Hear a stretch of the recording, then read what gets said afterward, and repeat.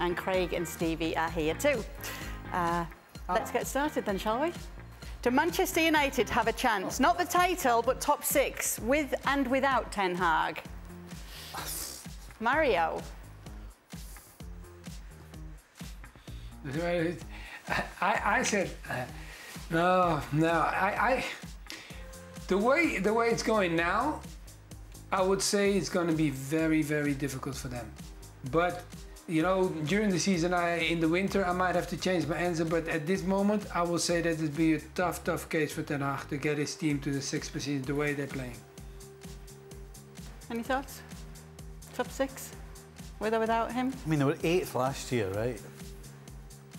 So they've only got to go up 2 places. So you're saying there's a chance? They can't be that bad the whole season. I mean, they've got a chance. Am I putting money on it? Probably not. They've got a chance because they've got a chance. Because there's other teams playing Champions League, yeah, so they'll. Aye. I mean, they've got a chance. With that midfield, with the injury bug they have, that's it. Is that where we are with them? Aye. Yeah. Have they got a chance of top 6? When Fergie was in there, do you have a chance of top 6? He would have self-combusted, wouldn't he? Aye. How silly is it continuing to look that Southgate didn't play Trent Alexander-Arnold? Well, come on. This seems to be what all the England fans are talking about tonight after the game. Yeah, but that's because they're not the brightest on the planet. They're just not. We've talked. Have you watched their show? I don't know if you did or not. Don gave him man of the match as well, just in case you'd like to know that. Don's a moo-moo lad. Look, he's a. Guess what he didn't have to do today? No, he's started well at Liverpool this year. Let me, for God's sake, we get some stupid questions. Let me get the context here first and foremost. The question is, does it look silly for not playing him? Not really, because against the better teams, you have to defend. Against Finland and Ireland, you don't have to defend. That being said, he's patched it up a little bit. His general all-round play is terrific. Passing the ball, probably the best passer of the ball, I'm going to say, in the England team, maybe even in the Liverpool team. Long passing. But there are weaknesses to his game, and there are others like Kyle Walker who you can do a bit better at both, or a bit defensively. So again, a couple of games against teams that are not even in the top 50 in the world rankings is nowhere to judge somebody's performances. He never looked silly. When did he look silly not playing? Is Ryan Gravenberch the surprise of the season so far? I'll go to Mario with that. Definitely. I mean, for the last 2 games, let's just highlight the last 2 games. The one that he played for Liverpool, his last game, and the one that he played for Holland. I think it's definitely, you understand, he's in a good run. But I just want to take it easy because the kid is just, he just got to England, and I think last season was kind of up and down for him.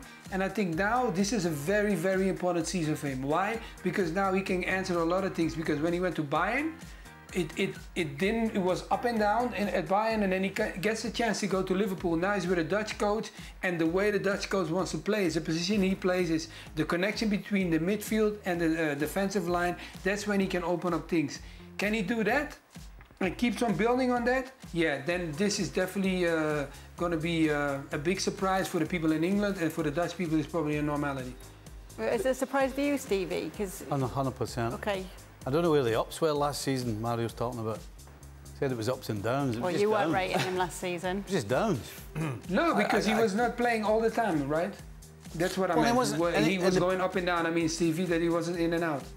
But the position he was playing was more of an attacking position, and he didn't produce anything. And the fact that he's in a completely different position, was a surprise when he stepped on the field, but there's no question. It's been all up so far. It's a huge surprise the way he's played this season, not just for Liverpool, but for Holland. There's a play today against Germany, a driven ball off a volley that he plays, very perfectly weighted to Xavi Simons. Simons misses a 1v1. Not too many players in the world can play that type of ball, perfectly weighted. No. It was a ridiculous pass. Yeah, it was a great ball. Panel, early predictions. Which national team has a real chance of winning the World Cup on US soil? Oh, let me think. An early... That's a premature prediction, never mind early. Well, we saw Brazil as a favourite tonight. Oh, that's nonsense. Brazil's your favourite. Not a chance. At the moment, you'd have to say the Spanish are the best team. Well, I think so. And then, I don't know about Argentina. And is Messi going to beat the World Cup? Herc, do you think? Because we've been talking about Ronaldo, but Messi's younger. It's very difficult to say. I don't think he will be, but certainly if he is, he will play. And that team, they are just difficult to play against. And you spoke about the mentality of good teams.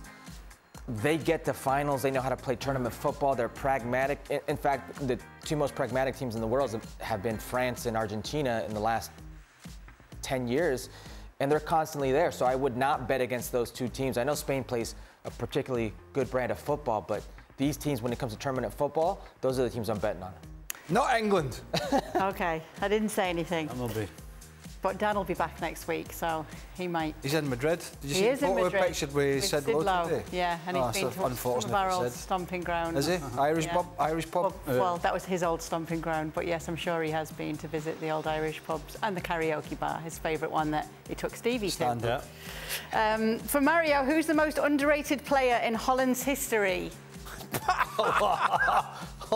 pressure. What a question that is. The most underrated player in Holland history. That's so difficult. Oh yeah. I will pick Clarence Seedorf. Because why? Because after him missing a penalty, guys, I will highlight it for you because you guys are surprised because you're looking from the outside in, and when you're in the country, he has done and won so much more than so many players, and still they look at him like he didn't do that well. The Dutch people, he is okay. And I don't think he was okay because all the ones that are trying it now can understand that it was difficult what he did. So that's why I feel like Seedorf is and I'm not talking from the guys from the outside because if you go to Italy, they love him. If you go to Spain, they love him. When any other country that loves football, they all talk about him. But in Holland, they feel like after missing a penalty for Holland, he became like one of the most difficult players to have around, and I don't know why, because they didn't enjoy his quality probably. Mario, who's the most overrated player in Dutch history? Go and answer that one. I think you're right. My friend, I'll let you answer that because I really cannot get there. Overrated. The most overrated player. Be careful, you get in trouble. No, I don't know. That's why I'm saying it to you.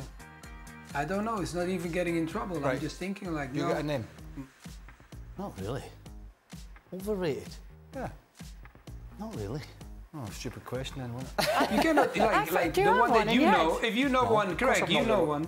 No, I've not got one. I think he has. The one you know. No, I just think, no, not Ruud, obviously. But I think you've got one in your head. No, he was one of the best. The way you just said it then. No, Gullit was one of the best. Yeah. I don't. I just come up with that question. Okay. I was hoping he was Gullit, Van Basten, Rijkaard, they are like our country. Gullit, Van Basten, Rijkaard. It's impossible. There's a lot in my head, but I didn't have a Dutch player. Okay. Herc, which city in Mexico was your favourite to play in? Guadalajara. Beautiful city, great food. You want good food, beautiful city, that is the place to be. That's where the U.S. men's national team in Mexico are going to play next. So if you're a fan of Mexican food, want to see good people, Guadalajara is the place to be. No Irish pubs?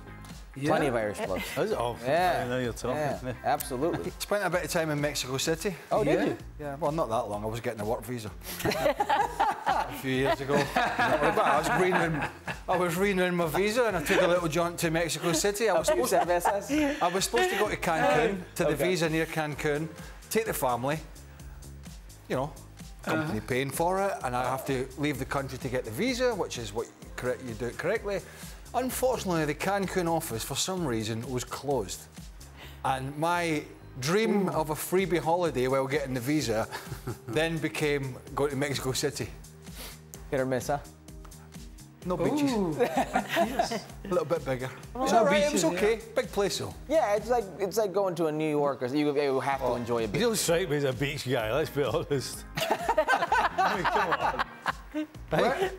Where is the Azteca Stadium? Where's the Azteca Stadium? Don't strike me as a beach guy. I go to when I go on vacation. I go to the hotels on the beach. Do you go red? Listen, don't judge everybody Do you by go your. red? I just asked a question. I'm not- Do you go red? No, I'm not a big. No, because I'm out all the time. Anyway. Are you talking about the sun? Does he go red because of the sun? Is that? No, I don't really sunbathe, but I like going on those holidays. I'm not. to go to the beach for. He can't judge everybody by himself. He won't take a vacation. I don't like the sun, I know. I'll go to the beach. I don't mind the sun. I'm out. That's a tan. You don't get a tan if you sit in your house all day. What are you going to say, Mario? Mario's at the beach. He doesn't go to the I don't beach for need a tan. vacation. You saw the shot came to me because I don't need to worry about tans. Don't worry about it. I got sunshine here, but I don't need to worry about that. I'm also laughing at you with the Mexico City line because it reminded me of last week when you were talking about, obviously, the worldly travellers that you are, that you've moved to 2 different countries in your time and had to adapt to all that was different around. What? It's true. Is there a point in that? No, it really made me laugh, and it made me laugh again this week when I thought about it. Well, you were stating your case, but we moved from very well. Well, we're very adaptable, aren't we? Scotland to England, and then beaches, and then America. Yeah. What do you call that thing that changes its colour? Chameleon. We're very chameleon. Wherever we go, we change to suit where we are. Yeah, Yeah. very tough Except as well. the beach. Except the beach. Yeah, no beach. All right. Do you guys remember your last match as a professional match, and were you able to celebrate with your family and friends? No. I just packed in. I just packed in as well. Did you not know your last match was your last match? Yes, You I did. did. I did. Because I started kicking people. Because I was getting slow, and I started losing my rag.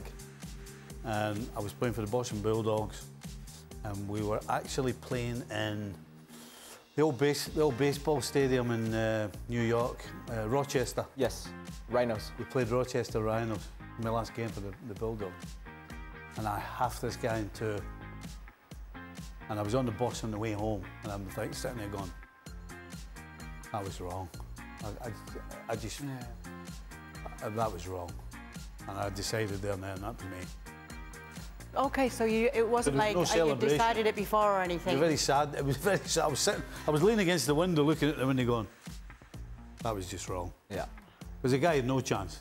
I know what I'm doing. He had no idea what and I just took advantage of it. And I just felt bad. And I realised that, you know what, time to hang them up. Was it similar for you? Not like that, no. I mean, I knew it was the last game, MLS Cup in Toronto, and I'd already been working media part-time. National teams would play, and some of my teammates would get called up. I would go and work with another network and do these games, and I already kind of knew I was stepping here with ESPN, so this is it. Win or lose, this is the last game.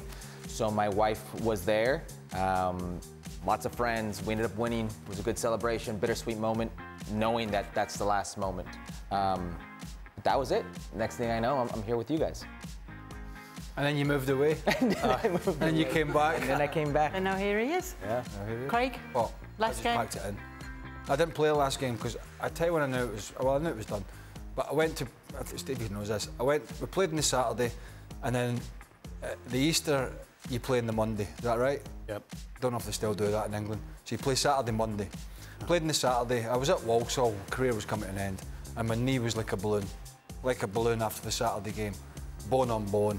And I went to Walsall in the morning to travel to Gillingham, which is quite a slap. And I showed the knee to the club doctor, and he went, "Oh, don't worry, we'll just put an injection in there and suck all the fluid out." And I went, "Yeah, for an FA Cup final, I'm doing that. I'm not doing it for Gillingham away." And I just got in my car. I went, "I'm done. I'm done. I'm not doing this anymore." I just couldn't do it anymore. So there was no decision. I said to them, "I'm not coming back. I'm just done." It's not very sad, really. I just went home and... It feels it, though, when you've had the careers that you have, that it comes to that. But I think there's a moment for a footballer when you're like, I can't believe that guy just ran by me. And you start thinking, like, this is it. You know, I had that season, this is true, Mario, that season, I had a situation where I had come back from playing U.S. men's national team, Mexico, you know, professional year, 17 years, and I'm playing with the Seattle Sounders these dog days of summer in Major League Soccer, and it's a midweek game against the New England Revolution in Gillette Stadium on turf. And I feel like I am on skates. And this guy, big, burly guy, Andrew Farrell, runs by me. And he keeps running by me, and I'm playing in the midfield at this point in my career, and I'm starting to think to myself, how is he running by me? He is twice my size. And after that game, I started reevaluating my playing career. What about you, Mario? I mean, I can only, like, I was in England still playing the Premier League, Wigan at that time. I had my family at the stadium, so I think that was a nice moment. Because why I call that, I know that I retired when I went to the Middle East, but going to the Middle East, I didn't think I ever got up to, you understand, like going back into football again, because there were only, like, what, at the game, 10 people watching us. So that's why I don't call that, no. I think there, when I really felt like this is the end, the moment when the season was finished, I took the plane back to Holland and I said, I'm done, I'm moving to Los Angeles. And then I ended up in LA and I said, like, no more football for me, I'm good here now. Now look at him. Look at that, look at him there, life of Riley, look, just... Living life. I'm just smiling, correct, that's all. You know, I lived in LA for like 6 life. years, and I never once ran into Mario. Only once at Mario. It's a big place here. Yeah, but it's not that big. It's not that big. I never once ran into him, ran into him in the studio, right. Only briefly. Big guy, big guy. Anybody watch Monday Night Football last night? I did. Jets got battered. It made my night, that did. Do you know why? Why? Producer's a big Jets fan. He is a big Jets fan. Oh, he's a huge Jets fan. And I was sitting at home, I was so happy because I thought he's going to be so disappointed. You know, Aaron Rodgers in there fit, the Jets going to do this. I was watching the build-up, I know nothing. And I was watching it all and they got beat. And I know the producer was kicking the television and that somewhat, I got some satisfaction from that. I know it's a sad little world I live in. I had no idea he was a Jets fan. I ran into him earlier, and I'm like, what are you doing? He was listening to, like, AM radio sports Jets talk before work. So. Oh, don't worry, Pete. We love you. Okay, that's all we've got time. Sometimes. I did text him last night and I said, Jets still suck. Oh, okay. That was mean. How old? How old? They give you the blessings again, Kate. Today. Happy birthday. 44 today. And I'm hoping for many more as well. You don't look a day over 45.